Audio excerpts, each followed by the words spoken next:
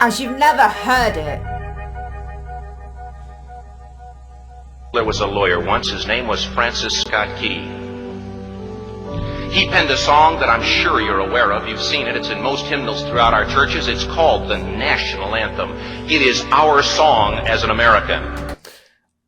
Obviously, majority of people in the whole world know what the American national anthem is, or have come across it they or always play something. it in the loads of big things like this football. national sports. I know what you're talking about. Yeah, American football, all the top things. But like, I've never questioned. Oh, I wonder where this song started, or who made this song? How it originated. So hopefully this covers that. Oh, say what you see. Is that it? I think it is. Isn't it? Yeah, I think so. We got a UK one, but it's not as popular as the American one. I think I should sing it one day. Oh my god, my Windows ain't in shorts. My voice is like Mariah Carey. Mariah Carey not. We go, however, to a ball game. We stand in our church services and we sing the words of that song, and they float over our minds and our lips, and we don't even realize what we're singing. Most of us have memorized it as a child, but we've never really thought about what it means. Let me tell you a story. Francis Scott Key was a lawyer in Baltimore. The colonies were engaged in vicious conflict with the mother country, Britain. Because of this conflict and the protractedness of it, they had accumulated prisoners on both sides. The American colonies had prisoners and the British had prisoners. And the American government initiated a move. They went to the British and they said, let us negotiate for the release of these prisoners.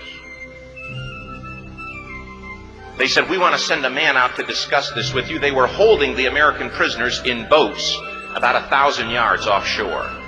And they said, we want to send a man by the name of Francis Scott Key. He will come out and negotiate to see if we can make a mutual exchange. I find it very interesting because they even do this today. Like, you know, the whole Israel and Palestine situation. Obviously, we're not going to get into that. But it's interesting, like, when there's prisoners involved, they negotiate deals to free prisoners in return for other prisoners. I find it quite interesting, like, even though laws are broken in different countries, like, your country can negotiate you out if they really wanted to, and cut a deal for your freedom out of that country to come back home. Yeah, because it's lives that are in But your do you think it's hands. interesting? It's like, although your people broke these laws, we will trade them for these people. So we'll set them free and send them to you, but in return you have to set Fatima or Fats free to come back to the UK. But it's just quite interesting, like the whole concept that that's actually a thing. Yeah. Especially in modern day, I find it quite interesting. It's like trade. Yeah. Trade in lives. Your prisoners for our prisoners, basically. I mean, like I said, there's lives that are dependent on you. Yeah. So it is a fair trade. This vote, and he negotiated with the British officials, and they reached a conclusion that men could be exchanged on a one-for-one basis. 1 per 1. Francis Scott Key, jubilant with the fact that he'd been successful, went down below in the boats, and what he found was a cargo hold full of humanity, men. Wow. And he said, men, I've got news for you tonight. You're free. He said, tonight I have negotiated successfully your return to the colonies. He said, you'll be taken out of this boat, out of this filth, out of your chains.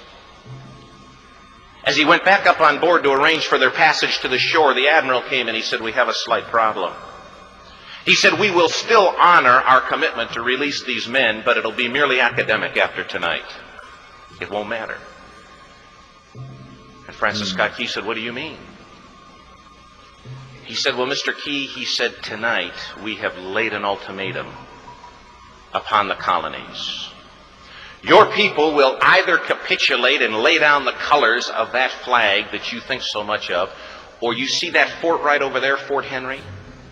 He said, we're going to remove it from the face of the earth. He said, back then, power, like, they would threaten Little the power. Britain thought they could take down bloody America. No, but back then, Britain had the strongest army. Correct me if I'm wrong, guys. I think Britain back then, these times, were like the most fiercest, like, army or military or navy, whatever you call it, back then. America's big now. The country's big now. Back then, they didn't have land like they do now. And I believe, obviously, Britain and America are very good allies now. But back then, everyone feared the UK. Britain, I've seen it in the comments. You guys educated us about the UK, saying, "You little do you guys know, you lot had the strongest navy by far back in the day. It's only recently, like, we've allowed like the states to kind of, Yeah.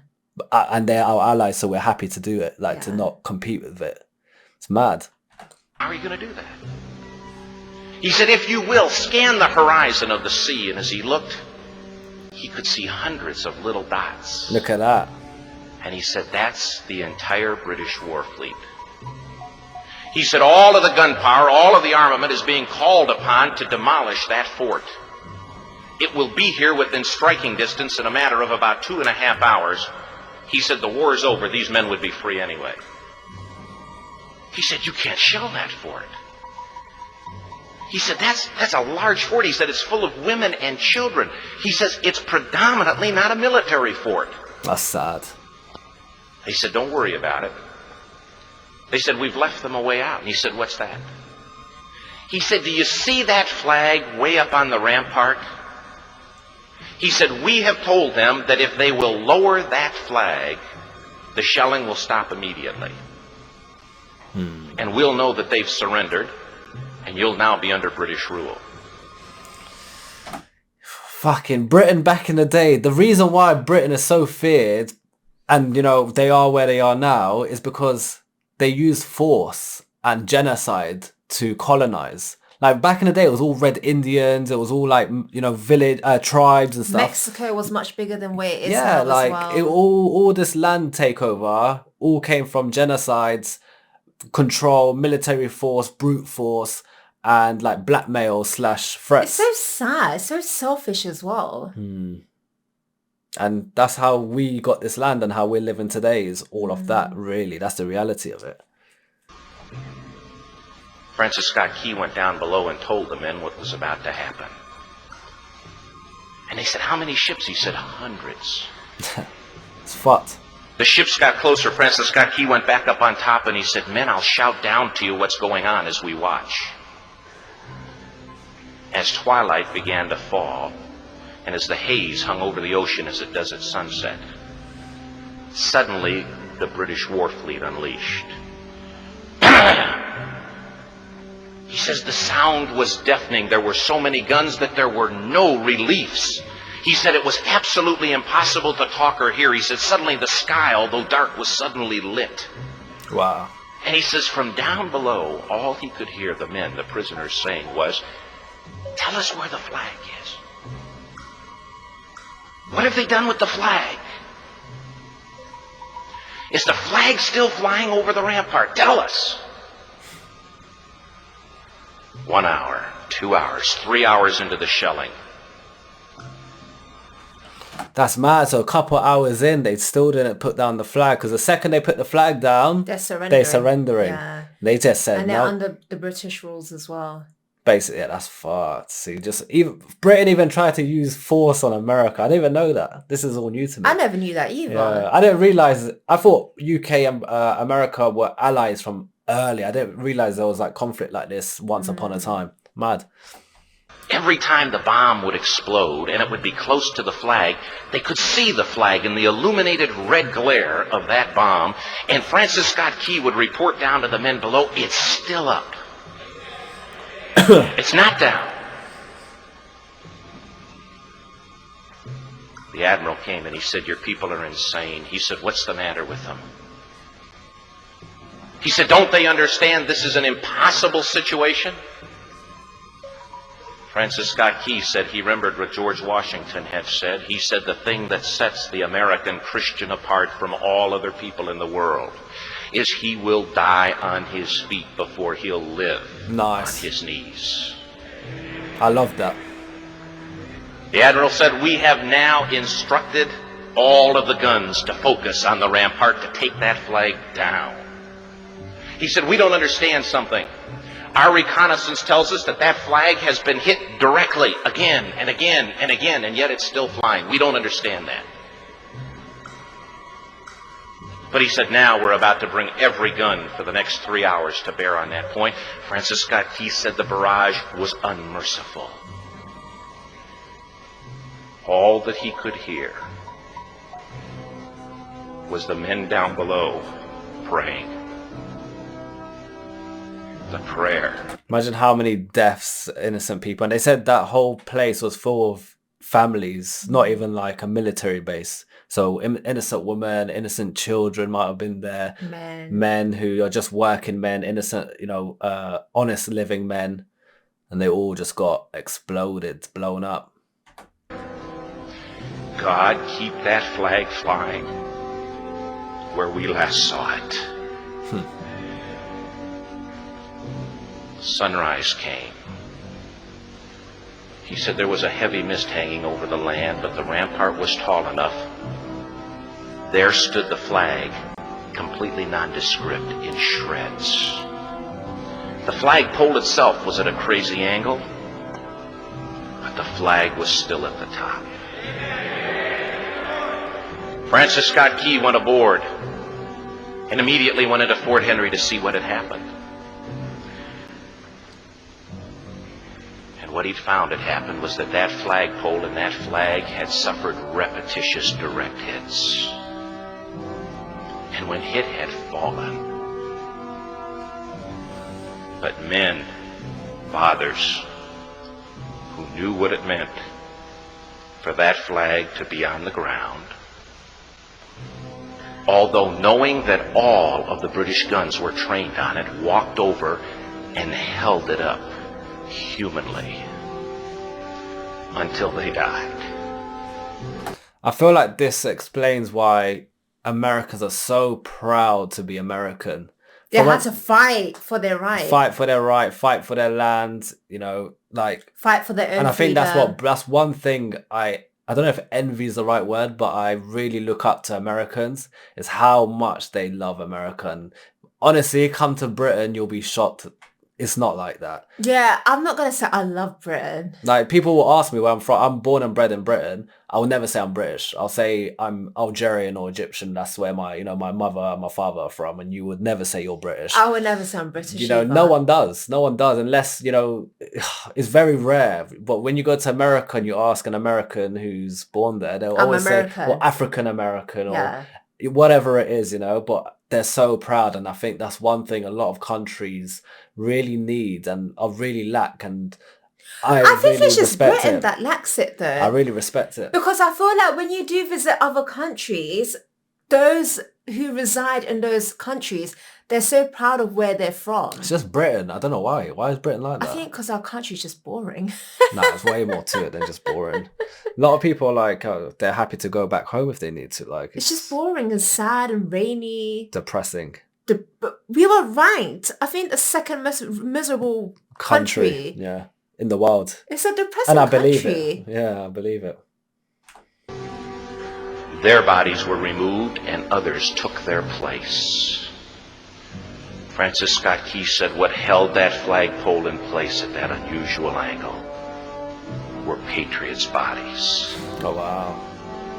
He penned the song, "Oh, say can you see by the dawn's early light what..." Oh, say can you see? That's the one. Yeah. I kind of stumbled on my words before. I was just making words up. But you know it now. So proudly we hailed at the twilight's last gleaming. O'er the rocket's red glare, the bombs bursting in air, gave proof through the night that the flag was still there. Oh, say, does that star-spangled banner yet fly and wave o'er the land of the free and the home of the brave? The debt was demanded. The price, it was paid. Oh, say, can you see by the dawn's early light what so proudly we hailed at the twilight's last gleaming, whose broad stripes and bright stars through the perilous fight, o'er the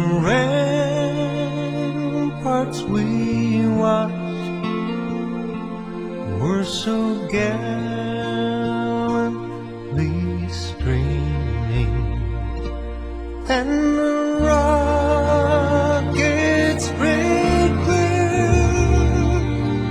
the bombs bursting in air, gave proof through the night that our flag was still there. Oh, say, does that star-spangled banner yet wave o'er the land of the free and the home of the brave? Oh, say, does that star-spangled banner yet wave? Are you crying? No. Oh, your eyes are watery. What the Do fuck? they? Yeah, I thought you was crying. Maybe my eyes are O'er the land of the free and the home of the brave.